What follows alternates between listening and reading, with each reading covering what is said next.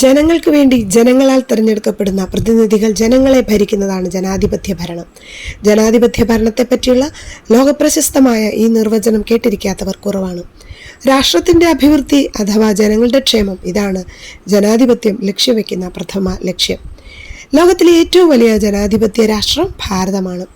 ജനാധിപത്യ ഭരണത്തിൻ്റെ ഏറ്റവും വലിയ സവിശേഷത അത് ഓരോ വ്യക്തികൾക്കും അവർക്ക് അർഹതപ്പെട്ട അവകാശങ്ങളും സ്വാതന്ത്ര്യവും ഉറപ്പാക്കുന്നു എന്നതാണ്. ഓരോ വ്യക്തിക്കും അർഹതപ്പെട്ട നീതി നടപ്പിലാക്കുക എന്നത് ജനാധിപത്യത്തിൻ്റെ പ്രധാന ലക്ഷ്യങ്ങളിലൊന്നാണ്. ജനാധിപത്യം ഉയർത്തുന്ന മറ്റൊരു പ്രധാന ആശയം സാമൂഹ്യ സമത്വമാണ്. വർഗത്തിൻ്റെയോ വർണ്ണത്തിൻ്റെയോ സമ്പത്തിൻ്റെയോ പേരിലുള്ള വിവേചനം ജനാധിപത്യ ഭരണം അനുവദിക്കുന്നില്ല. മുൻ പറഞ്ഞതുപോലെ ജനാധിപത്യ ഭരണത്തിലെ പ്രതിനിധികൾ ഒരു നിശ്ചിത കാലയളവിനനുസരിച്ച് മാറിക്കൊണ്ടിരിക്കുന്നതിനാൽ ഭരണത്തിന് നേർക്കുള്ള വിപ്ലവങ്ങളുടെ സാധ്യത വളരെ കുറവാണ്. മാത്രമല്ല, തെരഞ്ഞെടുപ്പിന് മുൻപ് തന്നെ തെരഞ്ഞെടുപ്പിന് മത്സരിക്കുന്ന പ്രതിനിധികളെ പറ്റിയുള്ള വ്യക്തമായ അവബോധം അതാത് പാർട്ടികൾ വഴിയും മാധ്യമങ്ങൾ വഴിയും ജനങ്ങളിലേക്ക് എത്തുന്നുവെന്നതും ജനാധിപത്യത്തിൻ്റെ പ്രത്യേകതയാണ്. ജനാധിപത്യം ഒരു ജീവിത രീതിയാണ്. സവിശേഷതകൾ ഒട്ടനവധി ഉണ്ടെങ്കിലും ഇന്ന് ലോകത്തിലെ പല രാഷ്ട്രങ്ങളിലും ജനാധിപത്യ വ്യവസ്ഥിതി വിജയകരമായി നടക്കാത്തതിൻ്റെ പ്രധാന കാരണങ്ങളിലൊന്ന് മേൽപ്പറഞ്ഞ സവിശേഷതകളിൽ പലതും അതിൻ്റെ പ്രാവർത്തിക തലത്തിൽ പരാജയമാണെന്ന് തന്നെ. ജനാധിപത്യത്തിൻ്റെ വിജയകരമായ നടത്തിപ്പിനെ സ്വാധീനിക്കുന്ന ധാരാളം ഘടകങ്ങളുണ്ട്. അതിൽ ആദ്യത്തേത് വിദ്യാഭ്യാസമാണ്. വിദ്യാസമ്പന്നരായ ജനങ്ങൾ ജീവിക്കുന്ന ഒരു രാഷ്ട്രത്തെ സംബന്ധിച്ചിടത്തോളം ജനങ്ങൾ നേരിടുന്ന പ്രതിസന്ധികൾ എന്തെല്ലാമാണെന്നുള്ള അവബോധമുള്ളവരായിരിക്കും. അവയ്ക്ക് പരിഹാരം കാണുവാൻ പ്രതിനിധികൾ ഉത്തമമായിട്ടുള്ളത് ചെയ്യുമെന്നുള്ള ബോധവാന്മാരായിരിക്കും ജനങ്ങൾ.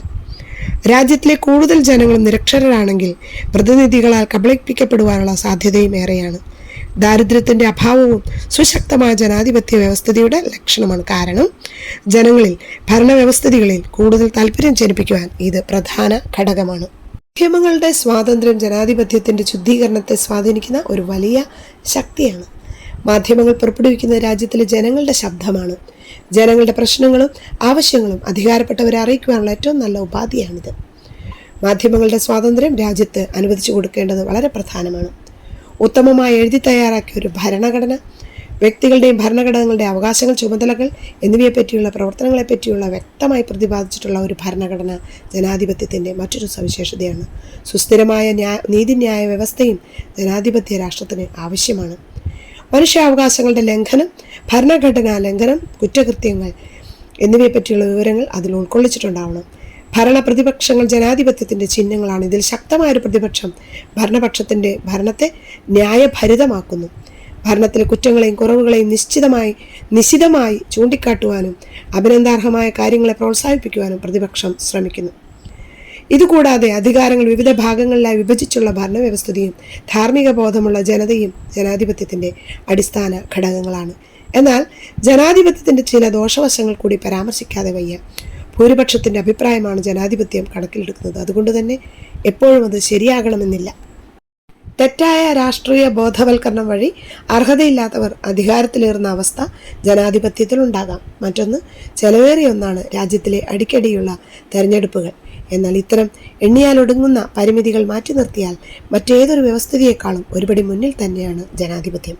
പ്രിയപ്പെട്ടവരെ, നമ്മുടെ വിദ്യാലയങ്ങളിലും മറ്റും നടക്കുന്ന ഗ്രാമസഭകളിൽ രൂപപ്പെടുന്ന ഓരോ കുടുംബത്തിൻ്റെയും ആവശ്യങ്ങളും ആ പ്രദേശത്തിൻ്റെ അത്യാവശ്യങ്ങളും വാർഡ് മെമ്പറിലൂടെ ബ്ലോക്കിലേക്കും, ബ്ലോക്കിൽ നിന്ന് കൗൺസിലിലേക്കും, ജില്ലയിലേക്കും, തുടർന്ന് സംസ്ഥാനങ്ങളിലേക്കും, അങ്ങനെ ഭരണത്തിൻ്റെ മുഖ്യ അംശങ്ങൾ കൈയാളുന്നത് ഓരോ വ്യക്തിയുമാണെന്നുള്ളതാണ് ജനാധിപത്യത്തിൻ്റെ ഏറ്റവും വലിയ സവിശേഷത.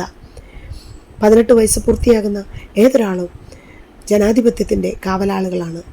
ജനാധിപത്യം വളരെ വലിയ ആദർശമായി നിലകൊള്ളുമ്പോൾ ആ വ്യവസ്ഥിതിക്ക് അനുഗുണമായ ജീവിതശൈലിയും നാം രൂപപ്പെടുത്തേണ്ടത് സത്യം, സമത്വം, സാഹോദര്യം, നീതി എന്നിവയെല്ലാം നമ്മുടെ ജനാധിപത്യത്തിൻ്റെ ആദർശങ്ങളാണ്.